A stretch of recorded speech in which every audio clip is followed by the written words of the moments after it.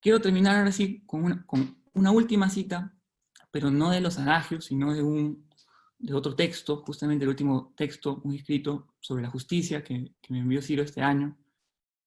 Y es una cita que bien podría pertenecer a este adagio, y quiero compartirla y con eso terminar. Dice así: establecer algo por negación de otra cosa, por ejemplo, una persona como no cosa, es un procedimiento muy poco convincente cuando se trata de fundamentar conocimientos teóricos, pero es suficiente cuando se trata de fundamentar acciones, normas, fines y valores, pues actuar es negarse a estar simplemente condicionado, es no conformarse con el mundo tal como es. Gracias.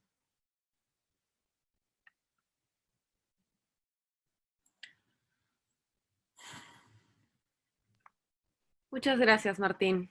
Ahora cedo la pantalla y el micro a Soledad Sevilla. Hola, bueno, gracias a todos por estar aquí. Gracias a Víctor y a Sebastián por organizar el evento y bueno, por contar conmigo. Y gracias a Víctor por la descripción de Ciro, que me ha traído mucho a la mente cómo era efectivamente Ciro, cómo era escucharlo hablar, cómo era estar con él en clases. Recuerdo mucho de él ese aire de niño, juguetón que tenía casi siempre, así estuviera explicando algo súper serio, entrando en un texto súper árido, digamos, esa inocencia, esa humildad y generosidad era como muy, muy característica de Ciro, y algo que hacía que creo que lo valoremos mucho como profesor. Pero bueno, a ver, yo elegí el adagio gallina que come huevo ni aunque le quemen el pico, que es el adagio 7.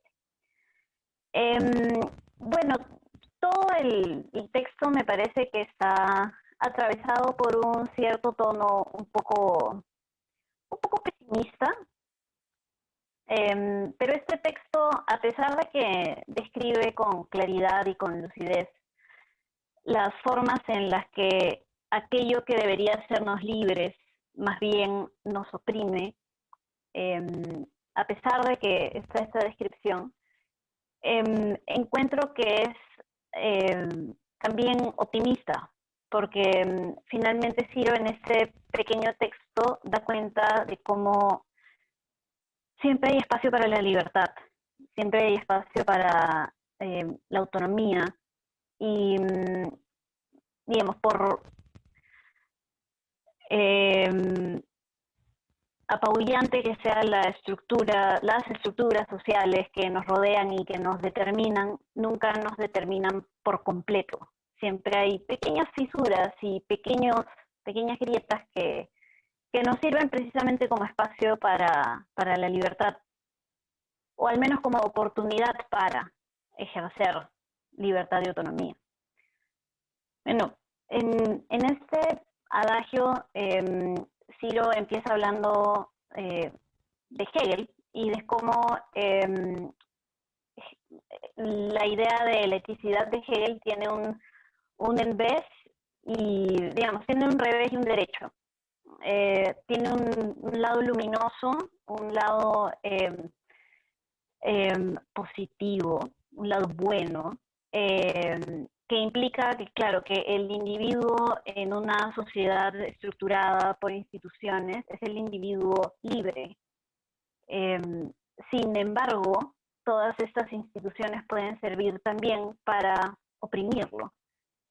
Y recuerdo también, Ciro, a Adorno y a cómo, digamos, la normalización del individuo y su entrenamiento para la conformidad con una sociedad dañada, injusta, malograda, inicia desde la más tierna infancia, desde que damos un respiro en el mundo.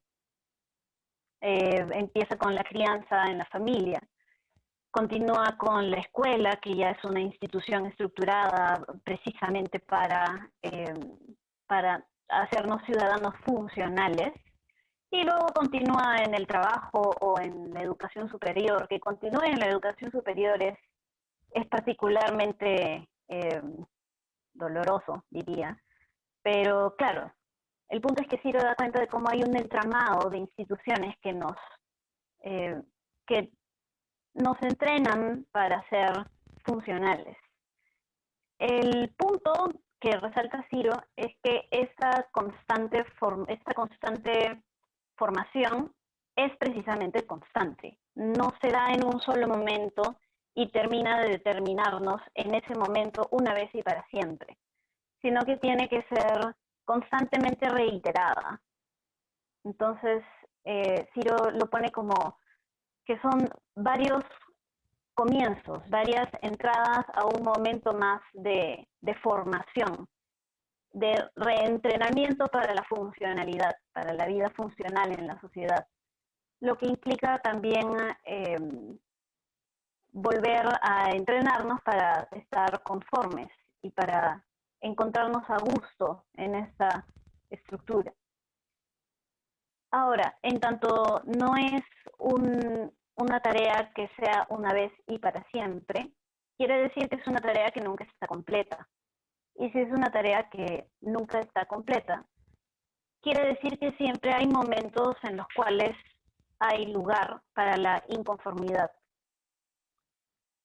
Por eso, Ciro dice más adelante, la filosofía va perdida si quiere ser edificante, porque la filosofía precisamente tiene que ser el movimiento contrario.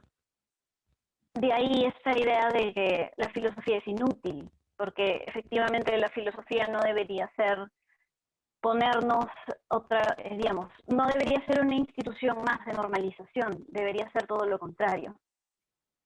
Y recuerdo también algo que aparece en el primer adagio, que dice Ciro que contra las caras pretensiones de la modernidad, la crítica nunca es constructiva. El trabajo de construcción empieza aparte de la crítica, luego de la crítica, pero la crítica no es constructiva. Y entonces articulo esto con la idea de que la filosofía va perdida si quiere ser edificante. Y recuerdo con esto las clases de Ciro. Y me parece irónico esto de la filosofía va perdida si quiere ser edificante, porque estoy casi segura de no ser la única, de recordarse perdida en alguna clase de Ciro. Muchas de las clases de Ciro eran a veces estar perdidos, digamos. Recuerdo mucho a Ciro con el texto en mano. A veces eran textos que no estaban en español, a veces en alemán, y Ciro los traducía un poco al vuelo y los traducía un poco con nosotros.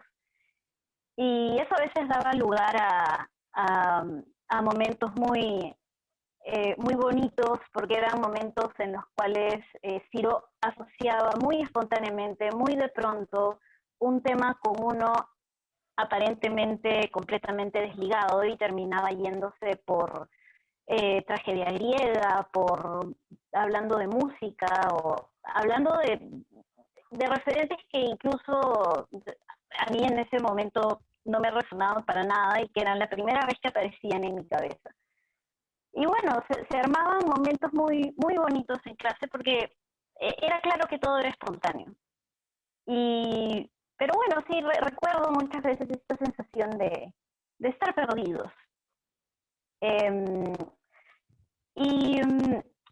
Recuerdo también un momento en el que yo estaba en la oficina de Ciro, porque estábamos hablando de mi trabajo de investigación en el seminario que llevaba Ciro, en el seminario que dirigía Ciro y que llevaba yo en el 2013.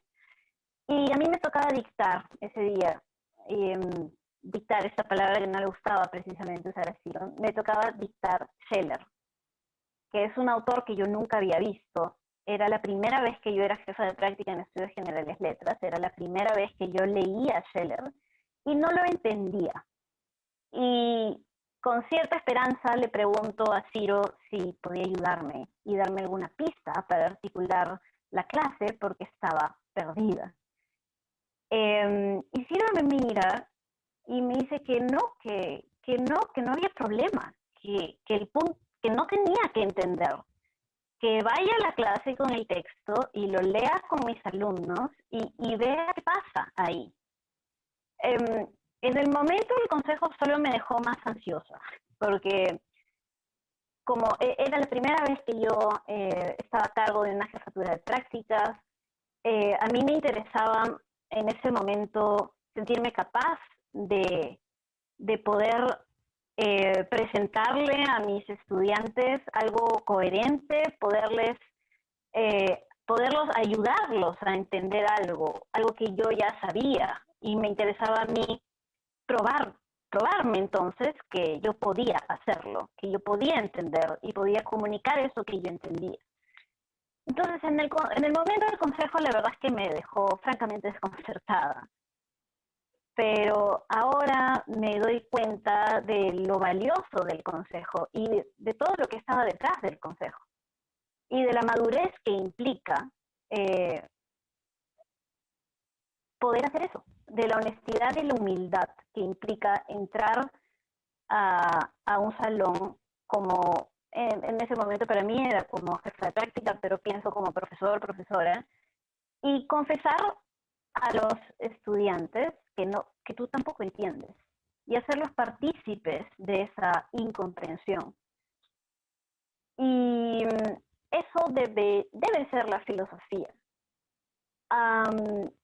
A todos los que hemos estudiado filosofía, creo que nos gusta saber que podemos entender textos áridos, especialmente después de haber estado estudiándolos. Entenderlos es un buen momento, y comunicar que lo entendemos es tal vez para algunos un mejor momento. Y eso es, creo que para todos los que hemos estado en la filosofía alguna vez, es parte del goce de estudiar filosofía, poder entender. Pero lo que nos deja Ciro es que no es lo más importante de la filosofía. La filosofía no debería ser principalmente eso. La filosofía debe tener que ver con enfrentarnos a lo que no entendemos